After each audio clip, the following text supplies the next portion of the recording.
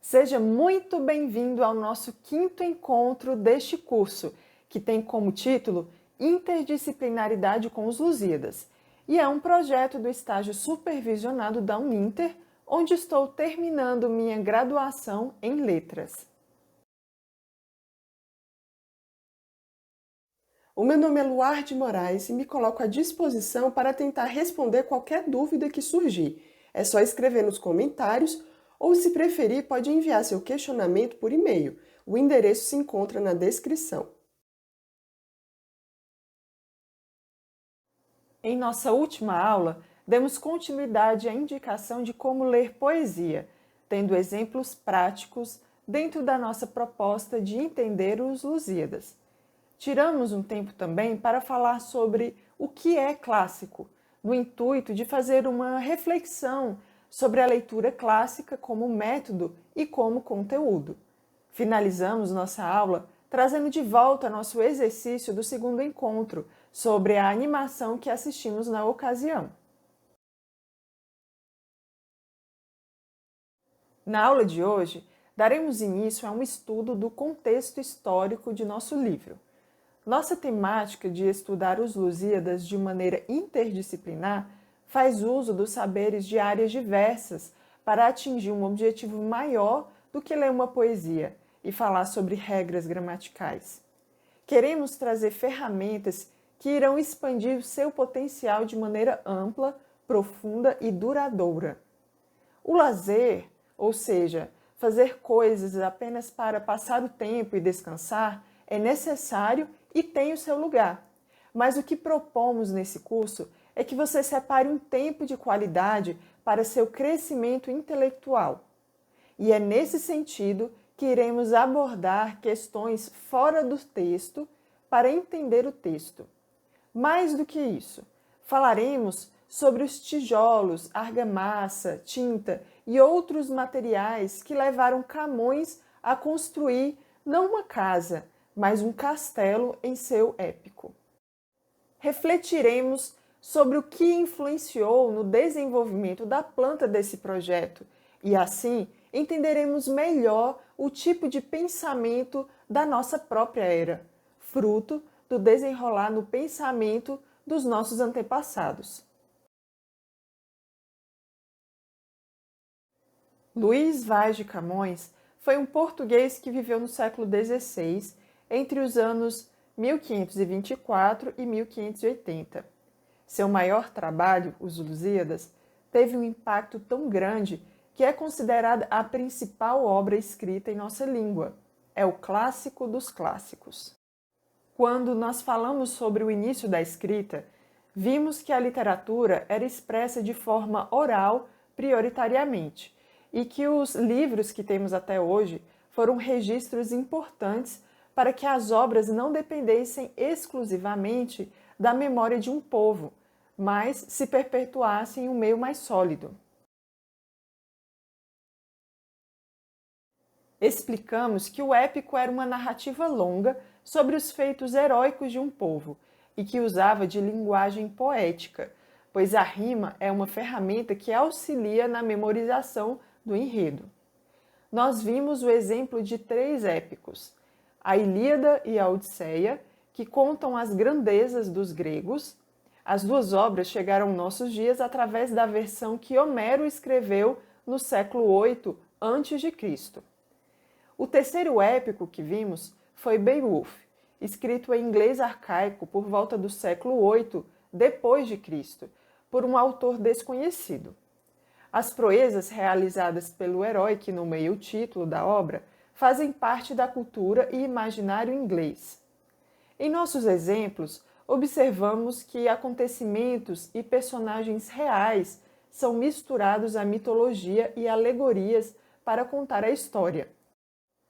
É a ancestralidade de um povo que passa a entender suas origens e definir sua identidade através dessas raízes.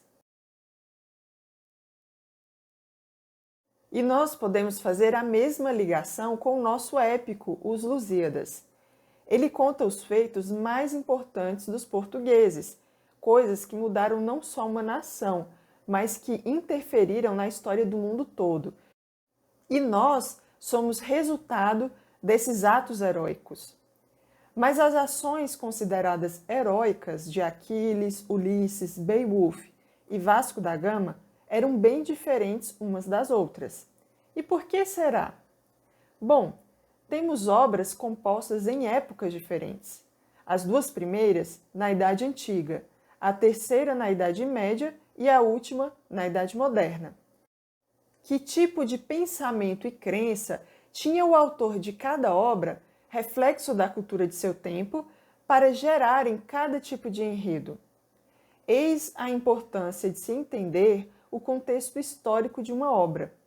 Os Lusíadas está nos contando a história dos portugueses, mas pensar no que estava acontecendo em Portugal de 1572, que foi o ano da sua publicação, não é suficiente para compreender a obra em profundidade.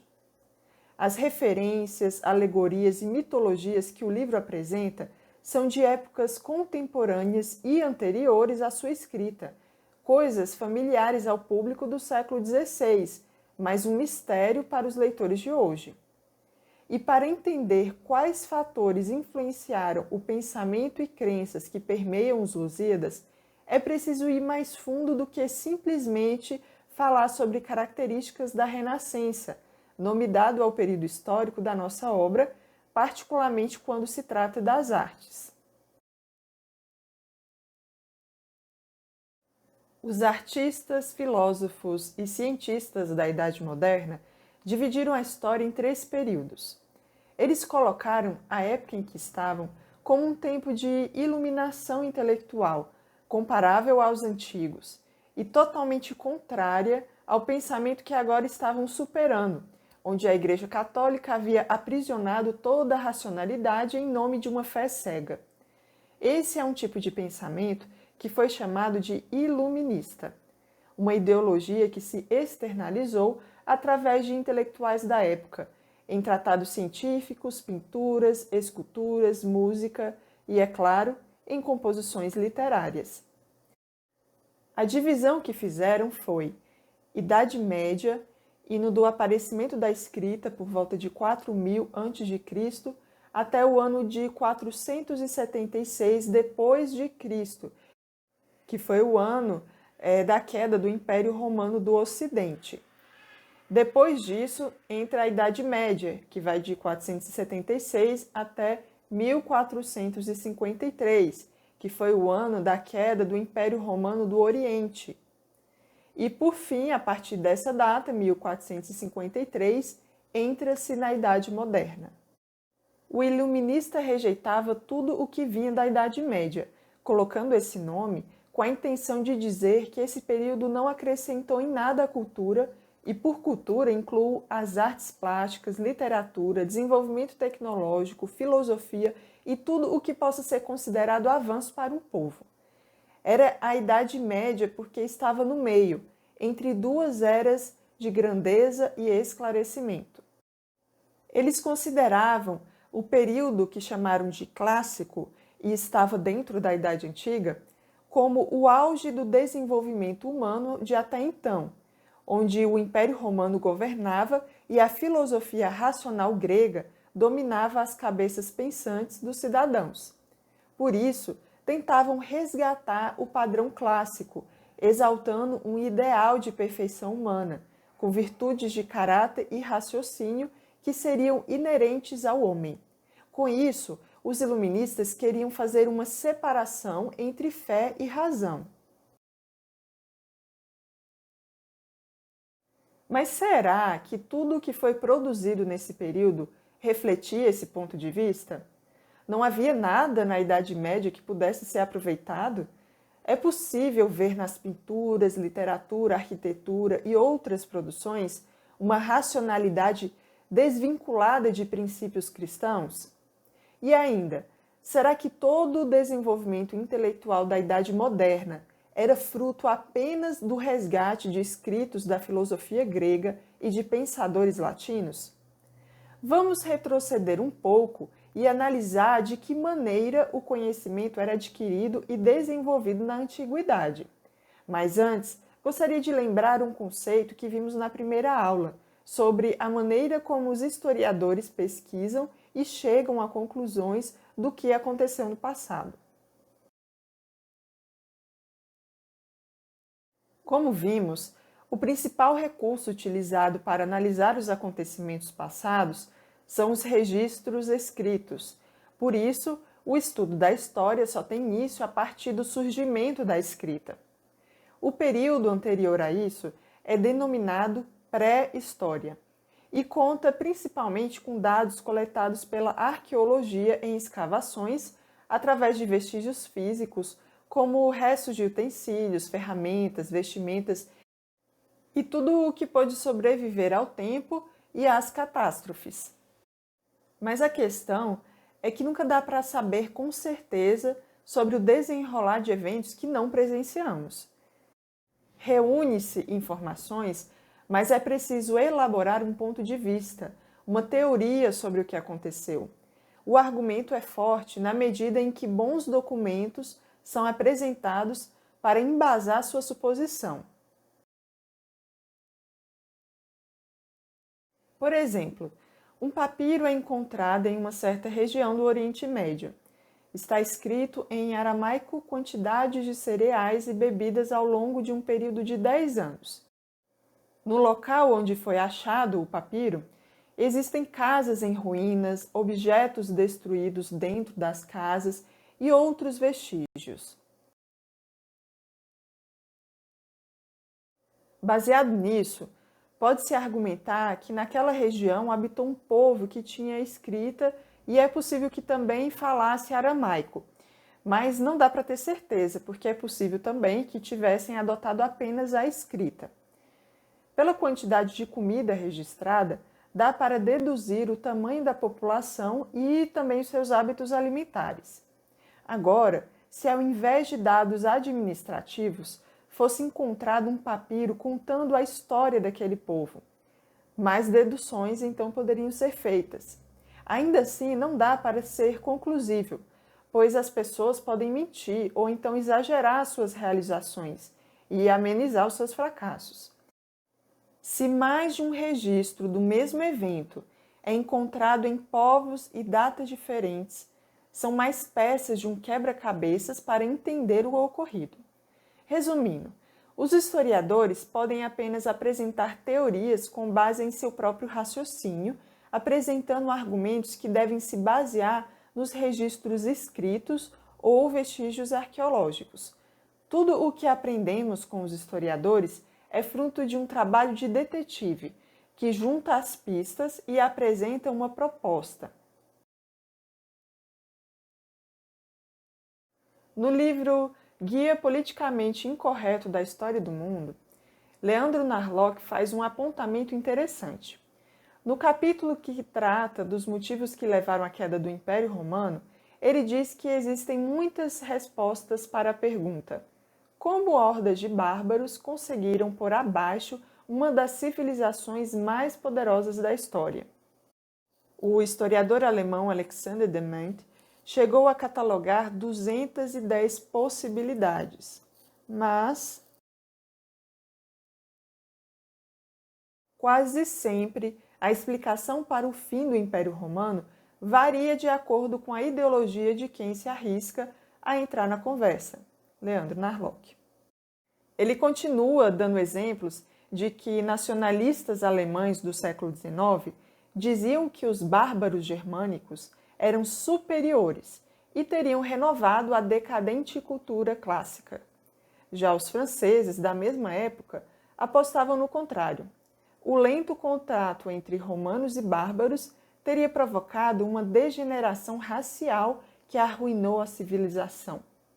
Puritanos miraram na luxúria e na devassidão sexual dos romanos, os socialistas na opressão dos escravos e pobres, os liberais expõem números da inflação e dos altos impostos para provar que os romanos fugiram das cidades para escapar do controle do Estado.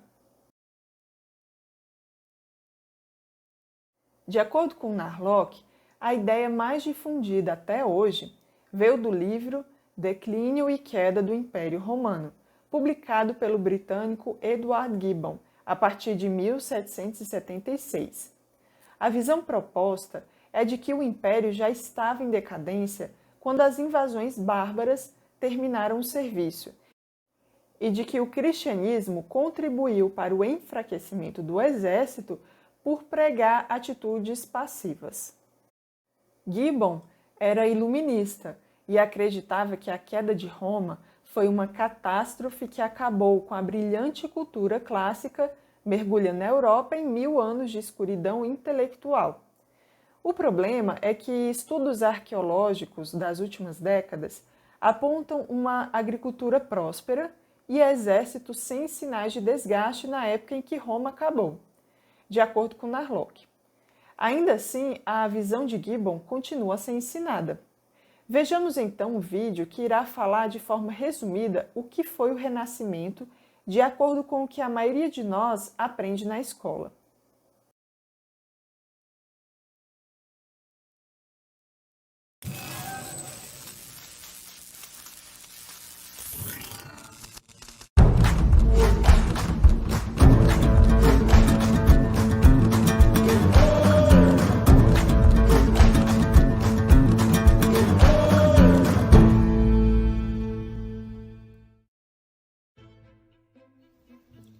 Renascimento, renascença ou renascentismo são os termos usados para identificar o período da história da Europa aproximadamente entre meados do século XIV e o fim do século XVI. As transformações nesse período foram bem evidentes na cultura, sociedade, economia, política e religião, caracterizando a transição do feudalismo para o capitalismo e significando uma evolução em relação às estruturas medievais. O termo é mais comumente empregado para descrever seus efeitos nas artes, na filosofia e nas ciências. Entre o final da Idade Média e o início dos tempos modernos, a lenta desestruturação do feudalismo, assim como a conquista da América, trouxeram mudanças para o modo de pensar e viver de muitas pessoas de diversas cidades e regiões europeias.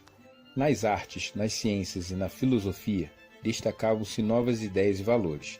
Em vez de exaltar excessivamente a fé religiosa, os intelectuais desejavam explicações mais racionais. Em vez da ênfase no mundo de Deus, desenvolveram o antropocentrismo, valorizando a obra humana. O ser humano se redescobre como criatura e como criador do mundo que vive. Isso levou ao racionalismo e ao humanismo. A princípio, o termo humanista referia-se aos intelectuais que, mesmo antes do século XV, preocuparam-se em reformular o ensino universitário tradicional, propondo novos programas de estudos de humanidades que abrangeriam filosofia, história, poesia, matemática, entre outros. Em pouco tempo, a expressão humanista ganhou um sentido mais amplo, sendo aplicada aos escritores, pintores, arquitetos, professores, estudantes, clérigos e cientistas que criticavam as concepções sobre a sociedade e a natureza, que eram desenvolvidas em grande parte pelos teólogos católicos medievais.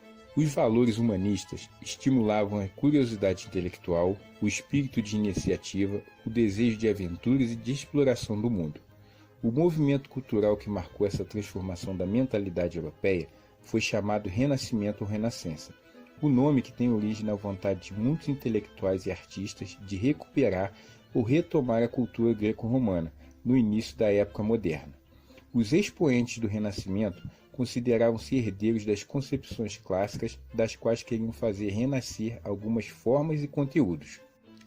Apesar da admiração pelo passado clássico greco-romano, o Renascimento não era um simples retorno à antiguidade. Afinal, nenhuma cultura renasce fora de seu tempo, e quase todos os grandes renascentistas estavam profundamente marcados pelo cristianismo, ainda que desejassem transformá-lo.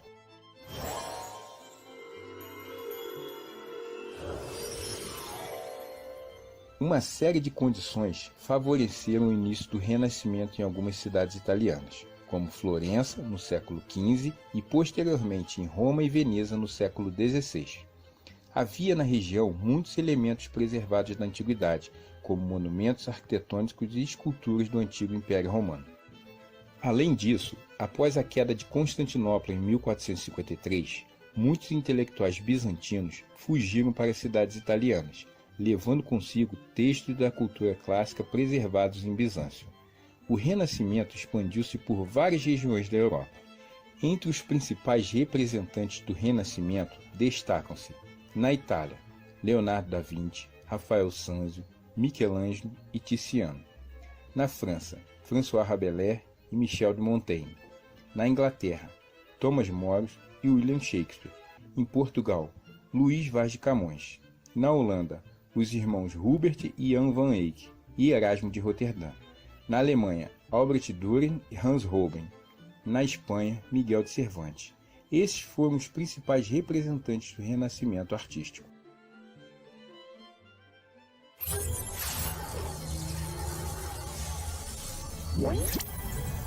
A nova mentalidade científica, com sua atitude crítica, levava os novos cientistas a observar os fenômenos naturais, fazer experimentos, propor novas hipóteses e reavaliar diversos conceitos. Uma das mais brilhantes teorias científicas dessa época é o chamado heliocentrismo, segundo a qual a Terra e os demais planetas se moviam em torno do Sol. Foi desenvolvida pelo sacerdote católico e astrônomo Nicolau Copérnico. Examinando posteriormente a teoria, Johann Kepler e Galileu Galilei passaram a defendê-la. O Renascimento foi um movimento cultural urbano que atingiu a elite das cidades prósperas. Caracterizou-se não apenas pela mudança na qualidade da obra intelectual, mas também pelo aumento na quantidade da produção cultural. Eu espero que eu tenha lhe ajudado a compreender um pouco mais sobre o que foi o Renascimento. Muito obrigado por você ter assistido a esse vídeo. Um grande abraço, fique com Deus.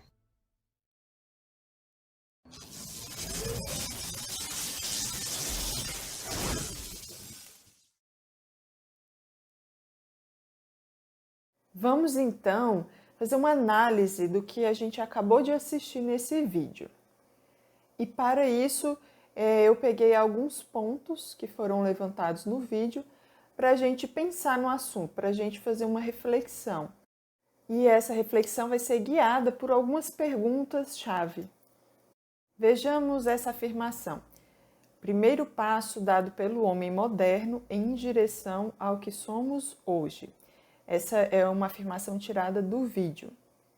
Então, de acordo com isso, o que está sendo proposto através do vídeo é que o Renascimento foi o primeiro passo dado pelo homem moderno em direção ao que somos hoje.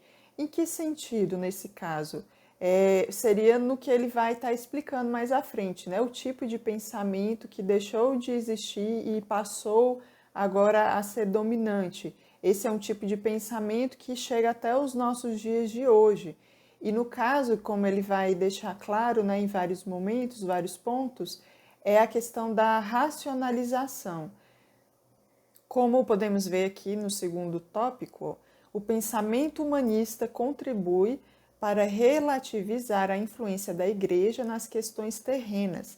Esse processo é fomentado pela recém-surgida racionalidade. Então, o que está sendo colocado aqui é que só a partir do Renascimento, né, na Idade Moderna, é que surge a racionalidade. E isso está sendo vinculado ao pensamento humanista.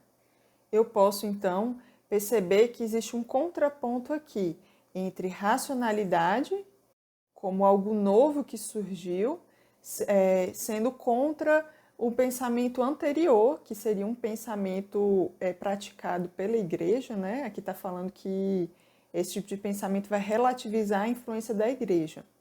Então, de acordo com o que está aqui, eu posso identificar que o pensamento anterior não era racional, não primava por usar as faculdades da razão, da mente, para chegar a conclusões. E as pessoas simplesmente aceitavam o que a Igreja dizia.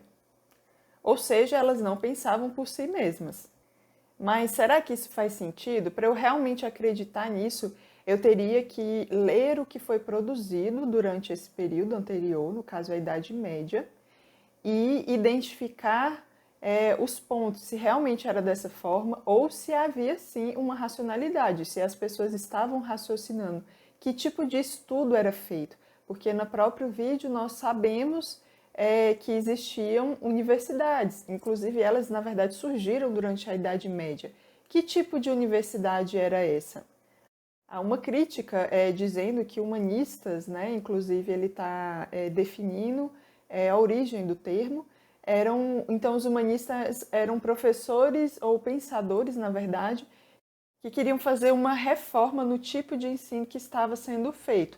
Pressupõe-se que só se falava de religião da Bíblia, não necessariamente da Bíblia, mas de assuntos religiosos, e o que eles queriam é ampliar, né, para coisas mais práticas da vida, que eram poesias, que eram matemática. Será que não se estudava matemática nas universidades? É isso que ele está colocando.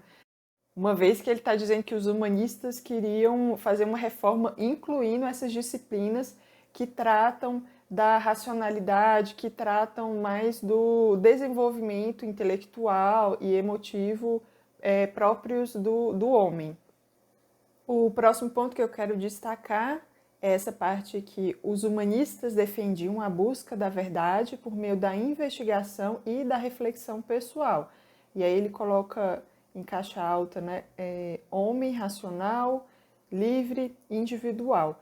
Então, será que antes não havia isso? Como que pode haver uma busca da verdade, uma investigação onde não haja uma reflexão e essa reflexão não seja pessoal? Que tipo de reflexão não é pessoal, está fora de mim?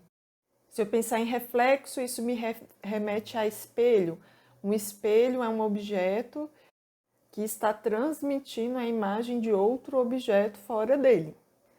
Isso é uma analogia. Quando nós falamos sobre uma reflexão, isso pressupõe que eu, como pessoa, estou pensando em um outro objeto que está fora de mim, mas eu estou pensando em mim, dentro de mim, né? Então, quer dizer que só a partir da Idade Moderna, só a partir do Renascimento, em que existe realmente reflexão. Antes disso, as pessoas só repetiam o que uma terceira pessoa está falando. No caso, eles estão deixando bem claro que seria a igreja. Então, para eu poder ver isso, eu teria que realmente ler, né, o que pessoas escreveram dessa época anterior, e eu teria que ver sempre a mesma argumentação e pessoas falando a mesma coisa, não haveria diferenças de opiniões. Será que eu consigo realmente enxergar isso na época anterior? O que, afinal de contas, era estudado nas universidades? E como era esse ensino anterior? Quer dizer, até chegar à universidade existia um ensino primário, um ensino secundário? Por fim, o último tópico que eu coloquei é lenta desestruturação do feudalismo e conquista da América trouxeram mudanças no modo de pensar e viver.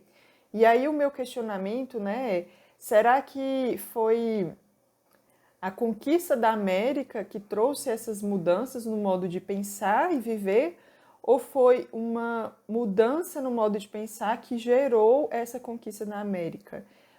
O que é mais plausível de ter vindo primeiro neste caso? E a questão da conquista da América tem tudo a ver com a nossa temática, porque toda a nossa história nos Lusíadas é contando sobre a tentativa, né, de se chegar às Índias e conseguir com isso novas oportunidades de contato com outras culturas, mas foi através dessas buscas pelas Índias que realmente eles descobriram a América e também outros locais.